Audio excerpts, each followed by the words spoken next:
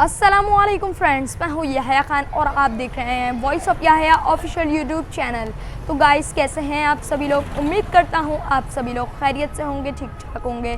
अल्हम्दुलिल्लाह, अल्लाह ताला के फजलो करम से और आप सबकी दुआओं से मैं भी ठीक हूँ। आप लोगों की खिदमत में हाजिर होता हूँ एक न्यू हदीस के साथ।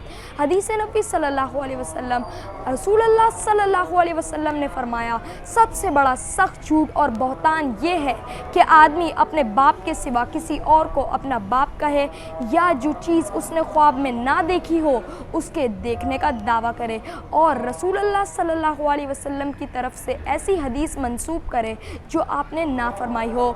सही बुखारी हदीस नंबर 3509 इंटरनेशनल नंबर के मुताबिक। तो गाइस, इस वीडियो को ज़्यादा से ज़्यादा लाइक करें, शेयर करें और मेरे चैनल पे जो न्यू है चैनल को सब्सक्राइब करके बेल आइकन को प्रेस कर दें ताकि मेरी जो आने वाली वीडियो का नोटिफिकेशन है वो आपको मिल सके। मिलता हूँ अगली वीडियो में, जब तक के लिए मुझे इजाज़त दीजिए। अपना बहुत सारा ख्याल रखिएगा और मुझे भी दुआ में याद रखिएगा। अस्सलामु अलैकुम वरहमतुल्लाहि वबरकातुहू।